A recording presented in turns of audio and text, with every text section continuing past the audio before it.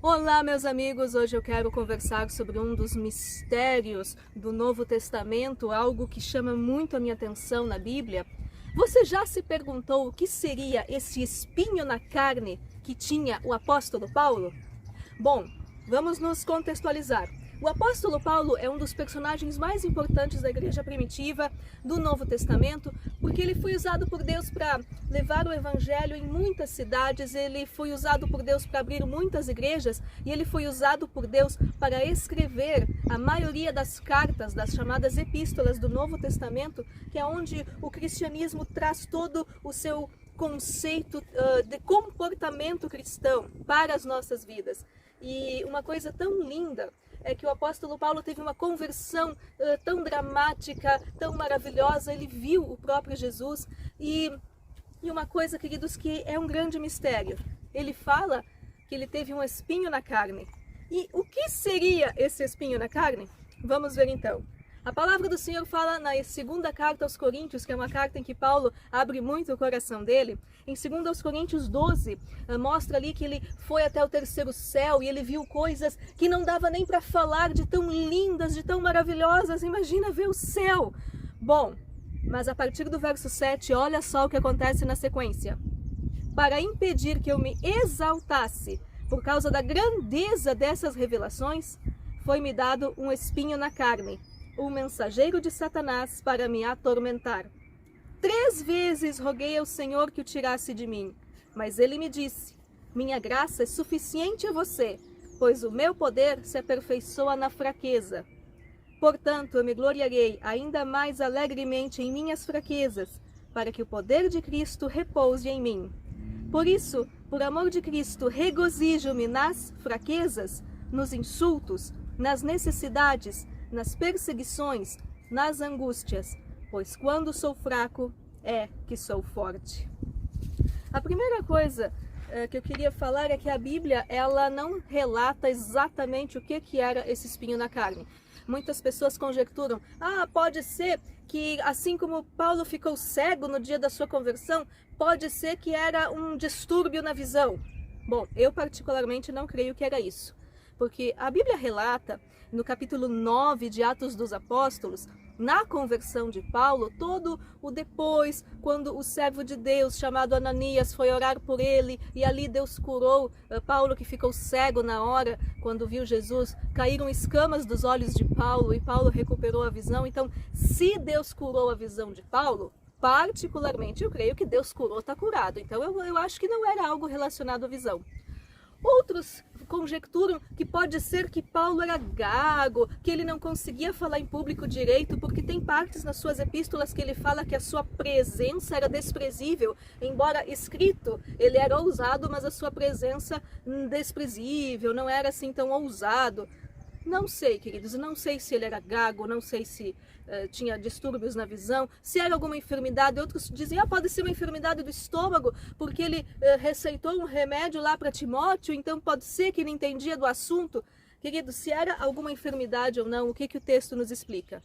Que era um mensageiro de Satanás, um mensageiro do mal, das trevas, para o esbofetear. É assim que está na Bíblia. O que é esbofetear? Na verdade, é ferir o orgulho, é um tapa na cara.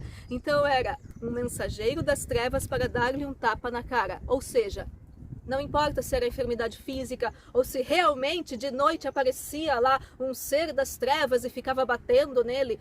Não sei, queridos, mas uma coisa a Bíblia revela: o propósito desse espinho na carne. Verso 7, para impedir que eu me exaltasse por causa da grandeza das revelações. E para mim essa é a chave desse texto bíblico. Por que a Bíblia revela que Paulo tinha esse espinho na carne? Era para impedir que Paulo se exaltasse por tudo o que ele estava vivendo em Deus. E esse tem sido o problema da nossa geração. Deus pode permitir nas nossas vidas hoje, século 21, fatores limitantes para que não venhamos a nos ensoberbecer. Como nossa geração lida com as nossas limitações? Todos nós estamos aprisionados num corpo também de carne, assim como Paulo. Ninguém aqui é um robô ou um anjo. Porém, a nossa geração, século 21, da pós-modernidade, nós somos acostumados a negar, a maquiar as nossas limitações. É uma competição de quem sabe mais, quem fala melhor, quem tem filho. O filho desfraudou antes de 1 ano, o filho já falou com 6 meses, e parece que está todo mundo dentro de uma corrida maluca, quem é o melhor, quem faz melhor. Não. Biblicamente, o modelo bíblico não é esse, porque o apóstolo Paulo, que fez tudo o que fez, ele tinha um espinho na carne, um fator limitante para que ele não se ensoberbecesse. O que a Bíblia fala sobre soberba? Tem um versículo, a Bíblia fala muito sobre soberba. A soberba, se você for lá pesquisar no profeta Ezequiel, lá no Antigo Testamento, a soberba foi um problema muito grave que aconteceu lá no céu com o líder dos exércitos que louvavam ao Senhor lá, chamado Lúcifer. Ele foi soberbo, ele queria estar no lugar de Deus e deu no que deu. Porém, queridos, olha só, eu vou pensar alguns versículos. Provérbios 16, 18 fala: o orgulho vem antes da destruição, o espírito altivo antes da queda. Então, quando a pessoa se ensoberbece, se acha autossuficiente, acha que ela pode tudo sozinha e que ela é o top das galáxias, é aí que a coisa começa a degringolar, porque Deus não está no meio disso. E quero falar também um versículo maravilhoso, 1 Pedro 5, também verso 5, que fala da mesma forma: jovens, sujeitem-se aos mais velhos, sejam todos humildes uns para com os outros, porque Deus se opõe aos orgulhosos, mas concede graça aos humildes.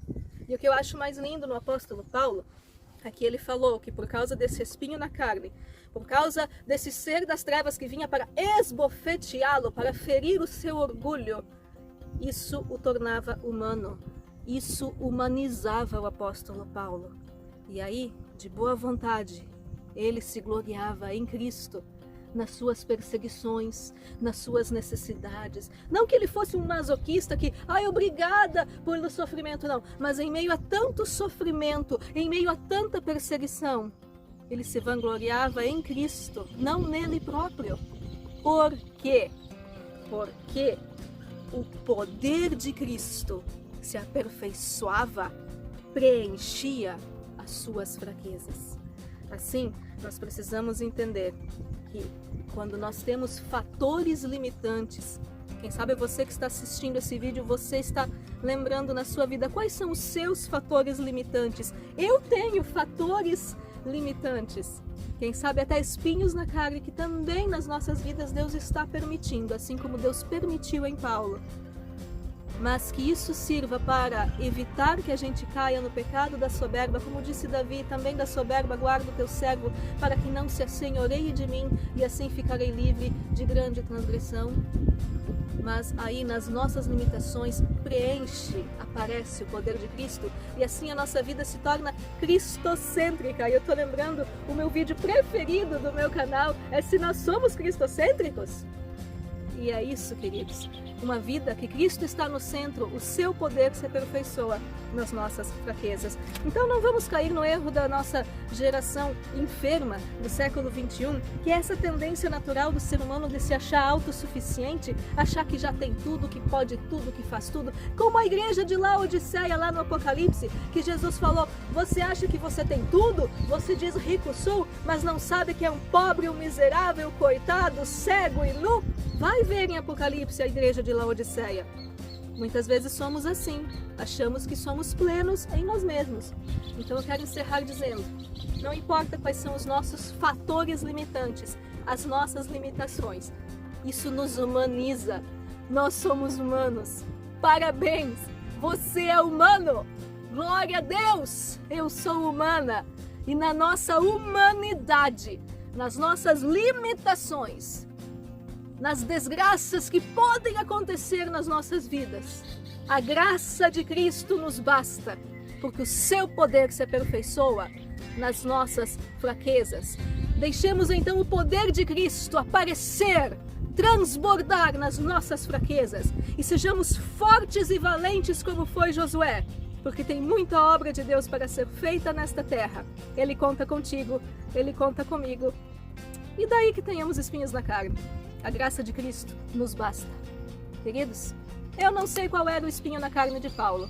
Eu não sei qual é o seu espinho na carne. Mas uma coisa a Bíblia revela. São fatores limitantes para que nós não venhamos a nos ensoberbecer e o poder de Cristo habite em nós.